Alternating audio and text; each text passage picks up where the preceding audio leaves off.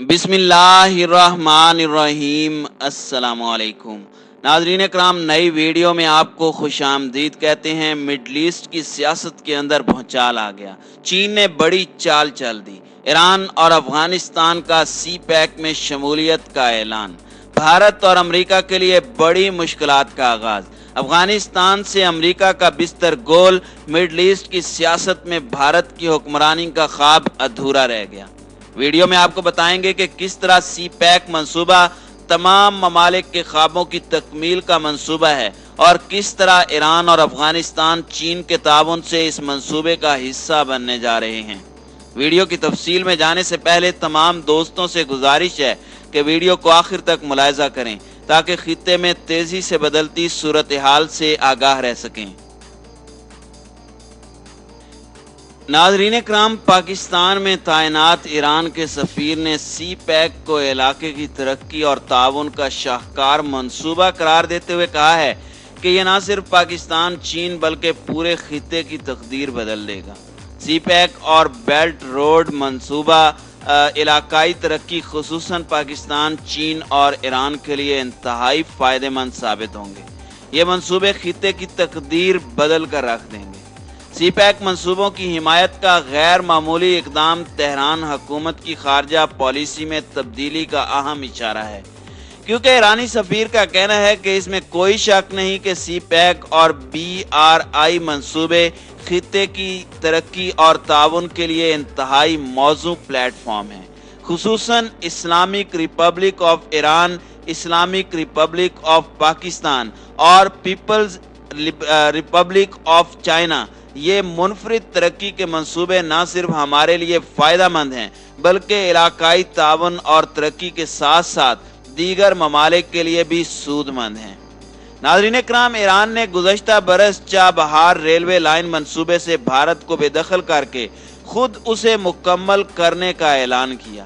اس سے پہلے بھارت اور ایران کے درمیان یہ معاہدہ 4 سال پہلے طے پایا تھا اور منصوبے کے تحت افغان سرحد پر چابہار سے زادان تک ریلوے لائن تعمیر ہونی تھی، لیکن بھارت کی جانب سے پروجیکٹ پر کام شروع کرنے اور فنڈز کی فراہمی میں مسلسل تاخیر ہوتی رہی۔ تاہم ایران یہ پروجیکٹ مارچ 2022 تک خود مکمل کرے گا۔ اس اہم منصوبے سے بھارت کی علیحدگی کے بعد ایران نے پاک چین راہداری اور بیلٹ اینڈ روڈ پروجیکٹ میں دلچسپی لینی شروع کر دی ہے۔ شروع دن سے ہی ایران کی خواہش تھی کہ اپنی تمام تر صلاحیتوں اور توانائیوں کے ساتھ سی پیک میں شامل ہو جائے، لیکن بھارت نے ایرانی قیادت کو چابہار ریلوے کے ذریعے سبز باغ دکھا کر سی پیک سے دور رکھا ہوا تھا۔ اب ایرانیوں کی آنکھوں کے سامنے سے بھارتی مکاری کا پردہ ہٹا ہے تو انہوں نے پہلی فرصت میں سی پیک میں شمولیت کا عندیہ دے دیا ہے۔ دنیا کے دوسرے حصوں کے برعکس جنوبی ایشیا میں علاقائی تعاون سرحدی تنازعات اور متصادم تزیوراتی ترجیحات کا شکار رہا ہے۔ 2013 میں اسے بیلٹ روڈ انیشیٹو منصوبے کو متعارف کروانے کے بعد سے چین نے جنوبی ایشیا میں معاشی مفادات کی تکمیل کا آغاز کیا۔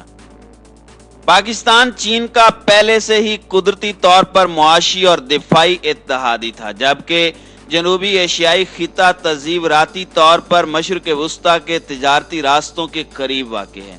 چین کے BRI اور سی پیک جیسے منصوبے اتنی اہمیت کے حامل ہیں کہ ایران اور افغانستان، جنہوں نے ماضی میں چین کے ساتھ قریبی تعلقات نہیں دیکھے، انہوں نے بھی سی پیک میں دلچسپی ظاہر کی ہے۔ اپنے طور پر چین اور پاکستان دونوں نے سی پیک میں افغانستان کی شرکت چاہی ہے تاکہ نہ صرف افغانستان کا بیرونی امداد پر انحصار کم ہو سکے بلکہ اس عمل سے پاکستان کے ساتھ تعلقات بھی بہتر ہو سکیں گے۔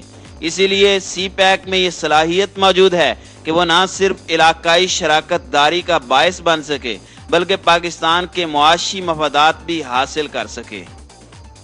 ناظرین اکرام، سی پیک منصوبہ دنیا میں جاری سب سے بڑا ترقیاتی منصوبہ ہے۔ 56 ارب ڈالر مالیت کا پاک چین اقتصادی راہداری منصوبہ پاکستان کو تیز رفتار اقتصادی ترقی کی شاہراہ پر لے جائے گا۔ طویل، کشادہ اور محفوظ سڑکیں، توانائی کے منصوبے، انڈسٹریل پارکس اور گوادر بندرگاہ کا منصوبہ، جس کی تکمیل دہشت گردی کے خلاف جنگ سے متاثرہ پاکستان کے لیے روشن مستقبل کی نوید ہے۔ سی پیک کے قلیل المدتی منصوبے 2-3 سال میں، جبکہ طویل المدتی منصوبے 2020 تا 2030 تک مکمل ہو جائیں گے۔ کراکورم ہائی وے کو بہتر بنانے کے ساتھ M4 نیشنل موٹر وے پر بھی چینی انجینئر دن رات کام میں مصروف ہیں۔ ریلویز اور لائٹ ریز کی اپ گریڈیشن بھی اسی منصوبے کا حصہ ہے۔ منصوبے کا محور گوادر ہے، جہاں سی پیک منصوبہ بحر ہند سے ملتا ہے۔ یہیں سے تمام وسائل پاکستان کے مرکز اور مغربی چین کو جائیں گے۔ پاکستان اور چین میں تیار ہونے والا مال دنیا بھر میں بھیجا جائے گا۔ جہاں تک سی پیک کے فوائد کا تعلق ہے، اس کے اثرات کا اندازہ اس سے بھی لگایا جا سکتا ہے کہ کراچی سے گوادر تک بننے والی شاہراہ آج کل مصروف نظر آتی ہے۔ بے شمار لوگ ایسے ہیں جو روزانہ ہی کراچی سے گوادر جاتے ہیں۔ وہ صبح 4 بجے گھروں سے نکلتے ہیں اور صبح 8 بجے تک گوادر پہنچ جاتے ہیں۔ ناظرین اکرام، سی پیک پاکستان کے لیے گیم چینجر بننے کی صلاحیت کا حامل ہے۔ یہ اتنا بڑا منصوبہ ہے کہ بروقت اور اعتبار سے جامع تکمیل کی صورت میں ملک کا معاشی جغرافیہ تبدیل کر دے گا۔ اس سے قبل جس منصوبے نے پاکستان میں بہت بڑے پیمانے پر معاشی اور معاشرتی تبدیلیوں کی راہ ہموار کی تھی، وہ انڈس واٹر ورکس منصوبہ تھا، جس کے تحت منگلا اور تربیلا ڈیم کی تعمیر کے ساتھ ساتھ ہزاروں کلومیٹر طوالت کی نہریں بھی بنائی گئیں۔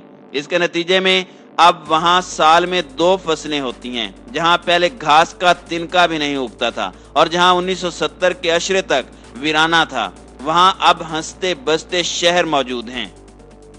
ناظرین اکرام، سی پیک سے ہونے والے سب سے زیادہ غیر معمولی اور دیر پا فائدے بلوچستان اور جنوبی خیبر پختونخوا کے محرومی کے شکار اضلاع میں رہنے والے لوگوں کو حاصل ہوں گے۔ مصنوعات اور خدمات کی قومی مارکیٹ سے ان اضلاع کے ملاپ سے ان کی ماہی گیری، کانکنی، لائیو سٹاک، زراعت اور دیگر سرگرمیاں اقتصادی طور پر قابل عمل بنیں گی۔ یوں روزگار اور ملازمت کے مواقع بھی پیدا ہوں گے اور اس طرح انہیں غربت سے نکلنے میں مدد بھی ملے گی۔ ناظرین اکرام، امریکہ اور بھارت ایک حکمت عملی کے تحت چین کے پاکستان کے ساتھ بڑھتے ہوئے معاشی تعلقات اور سی پیک منصوبے کو چند سالوں سے پیچھے دھکیلنے کی کوششوں میں مصروف ہیں۔ ان کوششوں کی بنیادی وجہ امریکہ کے عالمی اور علاقائی سلامتی کے مسائل ہیں۔